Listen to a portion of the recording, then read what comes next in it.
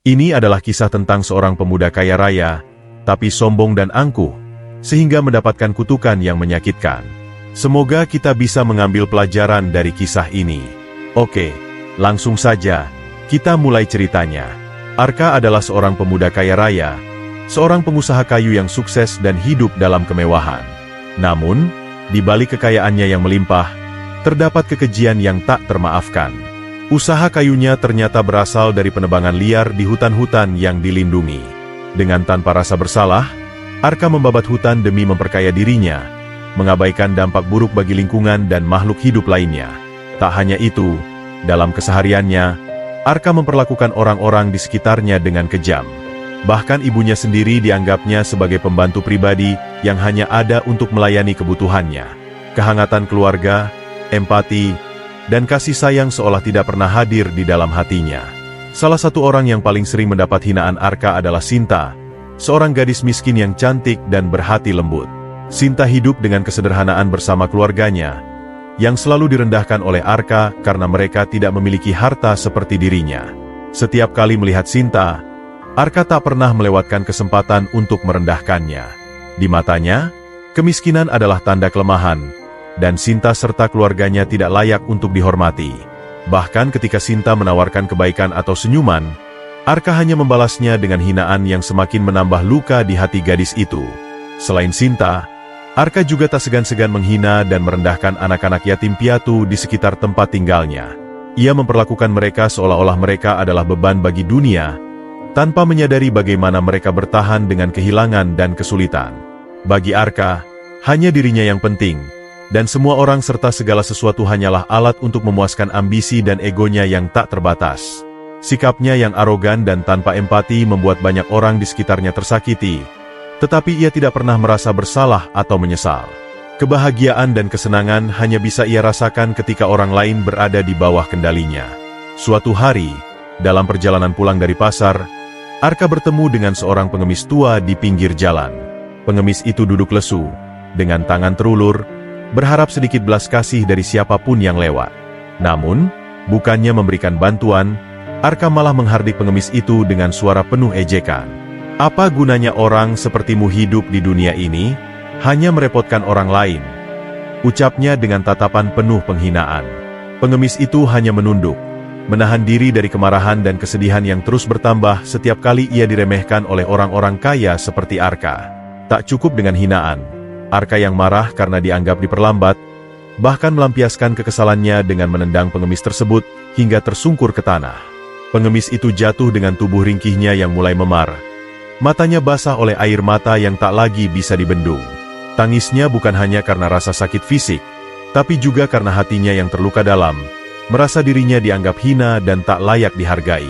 Pengemis itu mengucapkan doa dalam hati, sebuah doa yang ia panjatkan dengan sepenuh hati, meminta keadilan atas penderitaan yang ia alami di tangan Arka. Suatu hari, dengan penuh kesombongan dan niat buruk, Arka memutuskan untuk pergi ke dalam hutan bersama beberapa anak buahnya. Mereka membawa peralatan lengkap untuk menebang pohon dan membabat habis setiap batang kayu yang bisa dijual dengan harga tinggi. Hutan itu tampak lebat dan sunyi, seolah-olah menyembunyikan sesuatu yang tidak bisa dilihat oleh mata manusia biasa. Namun, meski ada cerita tentang tempat itu sebagai hutan terlarang yang dihuni oleh makhluk gaib dan dilindungi oleh kekuatan tak terlihat, Arka tidak gentar. Baginya, hutan ini hanyalah tempat biasa yang menyimpan kekayaan alam yang siap direnggutnya demi keuntungan pribadi. Ia tidak peduli pada larangan masyarakat sekitar yang percaya pada kekuatan mistis yang menjaga hutan tersebut. Bahkan menganggap cerita itu hanya mitos yang tidak berarti. Dengan tangan tanpa belas kasih, Arka dan anak buahnya mulai menebang pohon-pohon besar yang berusia ratusan tahun. Setiap batang pohon yang jatuh ke tanah menimbulkan suara yang menggema, seolah-olah hutan itu sendiri merintih karena rasa sakit. Tidak hanya menebang pohon, Arka juga mencemari sungai dengan membuang minyak dan sampah sisa pekerjaan mereka, mengotori air yang mengalir jernih di sepanjang hutan. Suara alat-alat berat memecah keheningan hutan yang biasanya sunyi, membuat burung-burung terbang berhamburan dan hewan-hewan melarikan diri ke tempat yang lebih aman. Namun, semua itu tidak menyentuh hati Arka. Baginya, alam hanyalah sumber daya untuk dimanfaatkan, dan dampaknya pada lingkungan atau makhluk hidup di dalamnya tidak pernah ia pikirkan. Di balik kesunyian hutan, tanpa sepengetahuannya, Makhluk-makhluk gaib yang menghuni tempat itu mulai mengamati tindakannya dengan rasa marah dan kecewa yang mendalam, siap untuk menghukum kesombongan dan ketidakpeduliannya. Di tengah kesibukan menebang pohon dan menghancurkan alam, Arka dan anak buahnya dikejutkan oleh sosok seorang nenek tua yang tiba-tiba muncul dari balik pepohonan. Tubuhnya kecil, bungkuk, dan wajahnya keriput dengan sorot mata yang dalam, seolah-olah menyimpan rahasia hutan yang gelap dan tak terungkap. Dengan langkah tertatih, nenek itu mendekat dan memohon kepada Arka. "Anak muda, bolehkah aku meminta seteguk air? Tenggorokanku kering, dan tubuhku lemah." Namun, alih-alih menunjukkan belas kasih atau sekadar rasa hormat, Arka menatapnya dengan ejekan yang dingin, seraya tertawa terbahak-bahak di depan wajah nenek tua itu. "Air? Pergilah dan cari sendiri. Jangan ganggu aku dengan permintaan sepele," ucapnya sambil menyingkirkan nenek itu dengan gerakan tangan yang merendahkan. Tak ada sedikit pun rasa empati di matanya. Bahkan ia merasa terhibur melihat betapa lemah dan tak berdayanya nenek tersebut. Namun, yang Arka tidak ketahui adalah bahwa nenek tua itu bukanlah orang sembarangan. Ia adalah penyihir sakti, penjaga mistis hutan terlarang, yang selama berabad-abad melindungi alam dan seluruh makhluk di dalamnya. Di balik senyum lelahnya, nenek itu menyimpan kemarahan yang dalam, dan dalam hati ia bersumpah untuk memberi pelajaran kepada Arka atas kesombongan dan kekejamannya yang tak terkendali. Wajah nenek tua itu berubah, tak lagi menampakkan kelemahan, melainkan kemarahan yang begitu dalam. Dengan tatapan tajam yang seolah menusuk jiwa Arka, ia berkata dengan suara dingin yang bergema di seluruh hutan, "Kau, yang tak mengenal rasa hormat dan kasih sayang, akan kuberi pelajaran seumur hidupmu. Kau memperlakukan orang lain dengan hinaan, menganggap mereka tak berharga. Maka, kau pun akan merasakan hidup sebagai makhluk yang paling kau rendahkan." Arka tertawa meremehkan, mengira ancaman nenek tua itu hanyalah omong kosong. Namun, sebelum ia bisa berkata lebih jauh, sang nenek mengangkat tangannya dan mengucapkan mantra dalam bahasa yang terdengar asing. Tanah di bawah Arka bergetar, udara sekitar mendadak terasa berat, dan hawa dingin merayap masuk ke tulang-tulangnya. Dalam hitungan detik, tubuh Arka mulai berubah. Kakinya melebar dan pendek, tubuhnya membulat, kulitnya kasar dengan bulu-bulu kasar yang tumbuh di sekujur badannya. Ia berusaha berteriak, tetapi hanya suara dengkuran yang keluar dari mulutnya yang kini berubah menjadi moncong seekor babi. Kesombongan yang dulu terpancar dari matanya kini digantikan oleh ketakutan dan kebingungan. Semua anak buahnya menyaksikan transformasi itu dengan ngeri, dan tanpa menunggu lebih lama, mereka lari terbirit-birit, meninggalkan Arka sendirian dalam bentuk barunya. Arka berusaha mengejar mereka, tetapi kakinya yang pendek dan tubuhnya yang kini ringkih membuatnya tak berdaya. Ia hanya bisa meratap dalam hati, menyadari bahwa dirinya kini adalah seekor babi, makhluk yang kerap ia anggap hina dan tak berharga. Tepat seperti kutukan nenek tua itu, ia kini harus hidup sebagai sosok yang tidak dihormati, menjalani nasib yang ia ciptakan sendiri melalui kesombongan dan kekejamannya. Dengan langkah gontai dan penuh harap, Arka berusaha kembali ke desanya. Meskipun kini ia hanya bisa berjalan lambat dengan kaki-kaki pendeknya yang lemah. Di sepanjang perjalanan, ia terus berharap bahwa seseorang, siapa saja yang mengenalinya, akan menyadari bahwa babi yang datang itu adalah dirinya, Arka, sang pemuda kaya yang pernah mereka segani. Namun, saat ia tiba di desa, yang menantinya bukanlah wajah-wajah ramah atau sapaan hangat, melainkan tatapan penuh kebencian dan jijik dari para warga. Mereka menganggapnya sebagai babi liar yang mengganggu dan mengotori tempat mereka. Beberapa warga bahkan mengayunkan sapu dan tongkat, berteriak memintanya pergi. Dalam kepanikannya, Arka mencoba mendekati seorang wanita tua yang dulu sering ia abaikan, berharap setidaknya ada belas kasih di sana. Namun, wanita itu malah berteriak, memanggil anak-anak di sekitarnya untuk menjauhkan babi tersebut. Anak-anak desa pun segera mengerumuninya, tertawa sambil melemparkan batu ke arahnya. Beberapa mengenai tubuhnya dengan keras dan menyakitkan. Dengan hati yang hancur, Arka berlari terseok-seok ke arah hutan, merasa takut dan sangat terluka, baik secara fisik maupun emosional. Rasa sakitnya kini tak hanya berasal dari pukulan dan lemparan yang diterimanya, tetapi juga dari kenyataan pahit bahwa semua yang dulu menghormatinya kini memperlakukannya seperti sampah, dan ia benar-benar sendirian dalam penderitaannya. Dalam kesendirian yang mencekam di tengah hutan, Arka mulai benar-benar menyadari kejamnya dunia yang dulu ia ciptakan bagi orang lain. Kini, ia merasakan setiap penderitaan yang dahulu ia abaikan dengan dingin. Laparnya tak tertahankan, tapi tak ada yang datang memberinya makanan. Kedinginan menyelubungi tubuhnya. Namun ia tak punya tempat berlindung atau pakaian hangat yang dulu ia sepelekan. Ia meratap dalam diam, hanya bisa meringkuk di balik pepohonan untuk menghindari angin malam yang menusuk tulang. Setiap bunyi daun yang berdesir di hutan membuatnya gelisah. Takut akan bahaya yang mungkin datang. Malam yang dulu ia lalui dengan nyaman di ranjang mewah kini berubah menjadi mimpi buruk yang terus berulang. Sementara tubuhnya menggigil, hatinya juga diliputi rasa takut yang begitu dalam. Sebuah rasa asing yang dulu ia abaikan ketika merendahkan orang lain. Malam-malam panjang ia habiskan dalam kesendirian, dengan hanya hewan hutan yang terkadang meliriknya tanpa perhatian. Tak ada lagi anak buah yang melayani, tak ada lagi kekuasaan yang melindungi, hanya dirinya yang kini terperangkap dalam kutukan tanpa akhir. Ketika lapar menghampirinya, ia terpaksa mengais-ngais di tanah untuk mencari apapun yang bisa dimakan, dedaunan, akar-akaran, atau sisa-sisa makanan dari binatang lain. Setiap gigitan, yang dulu terasa mewah dan nikmat, kini hanya meninggalkan rasa pahit yang mengingatkannya akan posisinya sekarang sebagai makhluk yang tak berarti.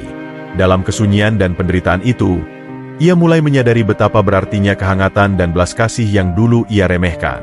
Setiap malam yang dingin dan kelaparan yang tiada akhir menjadi pelajaran pahit yang mengajarinya arti sesungguhnya dari kesepian dan kerendahan hati. Arka, yang dulu angkuh dan tak peduli, kini hanya bisa merenungi nasibnya, dengan penyesalan yang kian mendalam, berharap bisa mendapatkan kesempatan untuk memperbaiki kesalahan-kesalahan yang pernah ia lakukan. Suatu pagi yang cerah, ketika embun masih menetes di daun-daun dan matahari mulai menembus kabut tipis hutan, Sinta, gadis desa yang miskin namun penuh kasih, berjalan menyusuri pinggiran hutan untuk mencari kayu bakar. Di sela-sela pohon, ia melihat sosok babi kecil dengan tubuh yang kurus dan kotor, meringkuk lemah di bawah semak belukar. Babi itu tampak begitu menyedihkan, dengan bulu yang kusut dan tatapan kosong penuh keputusasaan. Tergerak oleh belas kasihan, Sinta mendekati babi itu dengan hati-hati, takut hewan malang itu akan ketakutan dan lari. Namun, yang terjadi justru sebaliknya. Babi itu hanya menatapnya dengan mata sendu yang begitu dalam, seolah-olah mengharapkan sesuatu yang tak mampu ia ungkapkan. Melihat betapa lemahnya hewan itu, hati Sinta luluh, dan tanpa ragu, ia mengeluarkan sepotong roti kecil dari tasnya, sisa bekal yang ia bawa dari rumah. Ia menyodorkan makanan itu dengan senyuman lembut, dan babi itu, yang tak lain adalah Arka, langsung menyambutnya dengan penuh rasa syukur. Sinta, yang tak menyadari bahwa babi itu adalah Arka, pemuda kaya yang dulu menghina keluarganya, merasa iba melihat kondisi babi yang tampak kelaparan dan kehilangan harapan hidup.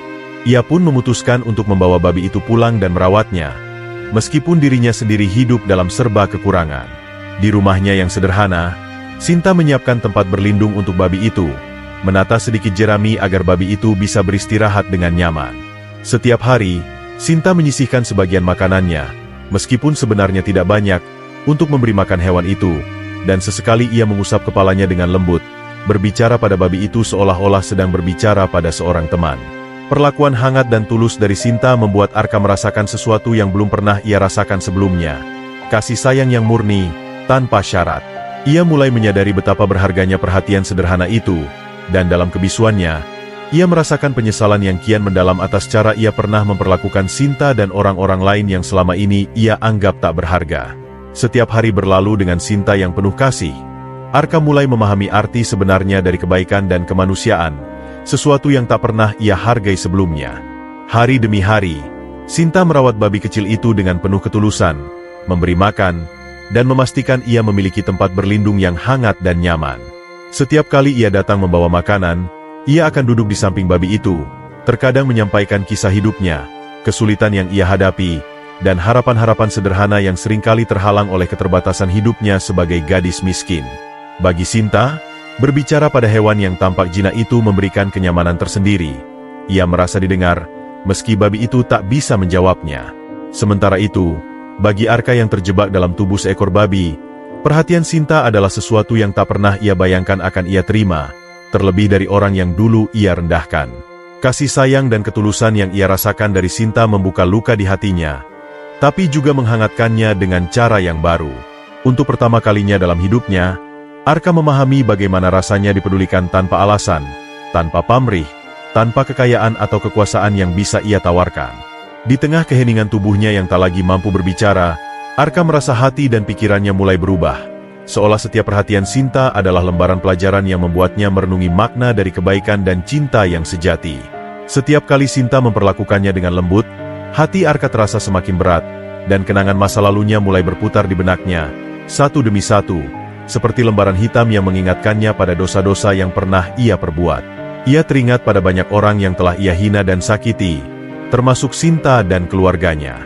Ia mengingat bagaimana ia dengan kejam menertawakan kemiskinan Sinta, seolah-olah hidupnya yang sederhana adalah bahan olok-olokan yang pantas untuk direndahkan.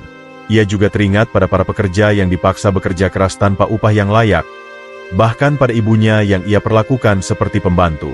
Setiap ingatan itu menghujam hatinya dengan rasa sakit yang tak terlukiskan, membuatnya ingin berteriak, memohon ampun kepada mereka semua. Namun, di dalam tubuh seekor babi, ia tak dapat mengekspresikan penyesalannya, dan ia hanya bisa menangis dalam diam, merasa hatinya hancur berkeping-keping. Malam-malam ia habiskan dengan merenungi kehidupannya yang penuh dengan kekejaman dan kesombongan. Rasa penyesalan membakar hatinya, begitu mendalam hingga ia merasa seperti tercekik oleh rasa bersalah yang tak pernah ia bayangkan akan ia rasakan. Setiap momen kebahagiaan yang pernah ia nikmati kini terasa pahit dan hampa, karena ia menyadari bahwa semuanya dibangun di atas air mata dan penderitaan orang lain. Arka berharap, meskipun terasa mustahil, bahwa dirinya bisa diberikan kesempatan sekali lagi untuk memperbaiki semua kesalahan yang pernah ia lakukan. Dalam hati, ia memohon agar kutukan ini bisa diangkat, bukan karena keinginan egoisnya untuk kembali ke kehidupan lamanya, tetapi karena ia ingin menebus dosanya dan menunjukkan pada dunia bahwa dirinya telah berubah. Namun, tanpa jaminan atau kepastian, Arka hanya bisa bergantung pada harapan kecil itu, memupuknya setiap hari dengan doa yang tak terucap, memohon pengampunan yang terasa begitu jauh dari jangkauannya. Di tengah malam yang sunyi, saat Arka tertidur dengan tubuhnya yang lelah dan hati yang penuh penyesalan, sosok penyihir tua yang pernah mengutuknya muncul dalam mimpinya. Dengan tatapan yang tajam dan aura yang penuh kuasa, penyihir itu menatap Arka, yang dalam bentuk babi hanya bisa memandang dengan penuh ketakutan. Suaranya bergema, terdengar dingin dan tegas, menyusup ke dalam setiap sudut hati Arka yang semakin gundah. Kau telah banyak melakukan dosa, Arka. Hidupmu penuh dengan kesombongan, ketamakan, dan ketidakpedulian pada penderitaan orang lain. Kau akan tetap terperangkap dalam tubuh babi ini, hingga kau melakukan pengorbanan yang benar-benar tulus, tanpa pamrih, untuk seseorang. Baru setelah kau menunjukkan bahwa hatimu benar-benar berubah, kutukan ini akan diangkat, kata penyihir itu dengan suara yang dalam dan menggema. Kata-katanya seperti palu yang menghantam keras hati Arka, mengingatkan bahwa ia belum cukup hanya dengan menyesali perbuatannya. Ia harus melakukan sesuatu yang nyata untuk menebus dosa-dosanya. Mimpi itu terus menghantui Arka sepanjang malam, bahkan setelah penyihir itu lenyap dalam bayang-bayang gelap yang menyelimuti mimpinya. Ia terbangun dengan rasa takut dan bingung, tetapi sekaligus penuh dengan kegelisahan yang mendalam. Pesan penyihir itu membuatnya semakin sadar bahwa ia tak hanya bisa duduk pasrah dalam penyesalan tanpa tindakan nyata. Ia memahami bahwa perubahan sejati memerlukan tindakan yang murni dan tanpa pamrih. Sebuah pengorbanan yang datang dari hati, bukan sekadar demi menghilangkan kutukan. Namun, di sisi lain, Arka diliputi ketakutan. Bagaimana ia bisa melakukan pengorbanan itu, terutama dalam keadaan tak berdaya seperti sekarang? Malam itu, ia tak dapat kembali tidur. Pikirannya terus berputar mengingat pesan penyihir dan membayangkan apa yang harus ia lakukan untuk bisa membuktikan ketulusan hatinya. Terjaga dalam keheningan malam, ia merenung, memohon dalam hatinya agar diberi kekuatan untuk menggapai pengampunan sejati dan menemukan kesempatan untuk membuktikan perubahan dirinya. Pada suatu pagi yang tampak tenang, Sinta berjalan masuk ke hutan untuk mencari kayu bakar, tanpa menyadari bahwa bahaya besar mengintainya di balik pepohonan yang lebat. Seekor serigala liar, lapar dan ganas, mengendus keberadaannya dari kejauhan. Matanya yang tajam mengamati setiap gerakannya dengan naluri haus darah. Tanpa suara, serigala itu mendekat. Tubuhnya bergerak cepat dan lincah di antara semak-semak, siap menerkam mangsanya. Sinta, yang sedang asyik mengumpulkan ranting, tiba-tiba tersentak oleh suara gemerisik yang mendekat, dan saat ia menoleh, ia melihat sosok serigala itu berdiri hanya beberapa langkah darinya. Giginya mengkilat tajam dan sorot matanya penuh ancaman. Sinta terpaku ketakutan, tubuhnya kaku, dan napasnya tertahan, menyadari bahwa ia tak memiliki waktu untuk melarikan diri atau melawan. Di sisi lain, Arka, yang berada tidak jauh dari sana, melihat adegan mengerikan itu. Tanpa berpikir panjang dan tanpa memedulikan tubuhnya yang lemah sebagai babi, ia berlari secepat yang ia bisa menuju Sinta. Meski langkahnya pendek dan terhambat, Arka tak menghentikan langkahnya. Ia tahu bahwa inilah saatnya ia harus bertindak tanpa pamrih, demi seseorang yang telah merawatnya dengan tulus. Saat ia sampai, Arka dengan berani berdiri di antara Sinta dan serigala itu, mengeluarkan suara keras untuk mengalihkan perhatian si serigala. Serigala itu, yang terkejut melihat keberanian Arka, langsung menyerangnya. Cakar tajam serigala itu menggores tubuhnya, tapi Arka tidak mundur. Ia merasakan sakit yang luar biasa, namun tetap menatap serigala itu dengan tekad bulat, melindungi Sinta meski nyawanya terancam. Dalam kondisi yang penuh luka dan kesakitan, Arka bertahan, menunjukkan pengorbanan tulusnya, berharap agar Sinta dapat melarikan diri dari bahaya itu. Saat Arka terus bertahan, dengan tubuh yang semakin lemah oleh luka-luka akibat serangan serigala, tiba-tiba keajaiban terjadi. Cahaya lembut mulai menyelimuti tubuhnya, memancar hangat dari setiap inci kulitnya yang terluka. Cahaya itu semakin terang, mengusir kegelapan hutan sejenak dan membuat serigala yang menyerang merasa terintimidasi, hingga akhirnya lari ketakutan ke dalam bayang-bayang pepohonan. Sinta, yang awalnya diliputi ketakutan dan kebingungan, menatap tak percaya pada babi yang baru saja menyelamatkannya. Ia menyaksikan sosok babi yang perlahan-lahan berubah, tubuhnya berangsur-angsur memanjang, bulu-bulunya menghilang, dan wajahnya mulai membentuk wajah manusia yang ia kenali. Di tengah gemerlap cahaya yang semakin meredup, Arka kembali berdiri di hadapannya sebagai seorang manusia, bukan lagi babi kecil yang lemah dan ringkih. Kutukan penyihir telah terangkat, karena ketulusan dan keberanian Arka yang rela mempertaruhkan nyawanya demi orang lain, tanpa pamrih dan tanpa harapan untuk kembali. Sinta masih tertegun, menatap Arka yang sekarang benar-benar berbeda. Bukan hanya dalam penampilan, tapi ada sesuatu yang terpancar dari dalam dirinya. Sebuah kedalaman dan kelembutan yang tak pernah ada sebelumnya. Arka, yang dulu dikenal sebagai pemuda arogan yang penuh kesombongan, kini berdiri dengan penuh kerendahan hati di hadapannya. Matanya menatap Sinta dengan syukur dan penyesalan yang begitu nyata. Dengan suara yang berat oleh emosi, ia mengucapkan terima kasih kepada Sinta karena telah memberinya kesempatan untuk berubah dan mengerti makna sebenarnya dari kasih sayang. Sinta, yang masih terkejut oleh perubahan dramatis ini, merasakan sesuatu yang hangat mengisi hatinya. Ia melihat Arka dengan cara yang berbeda, menyadari bahwa pemuda di hadapannya telah mengalami transformasi mendalam. Dalam keheningan hutan, mereka saling menatap, dan di antara mereka ada pemahaman yang mendalam tentang kesempatan kedua, perubahan, dan kebesaran hati yang sejati. Arka, yang telah mendapatkan kembali bentuk manusianya, kembali ke desa dengan langkah penuh kerendahan hati. Wajahnya, yang dulunya selalu terpahat dengan kesombongan, kini penuh dengan rasa penyesalan yang tulus.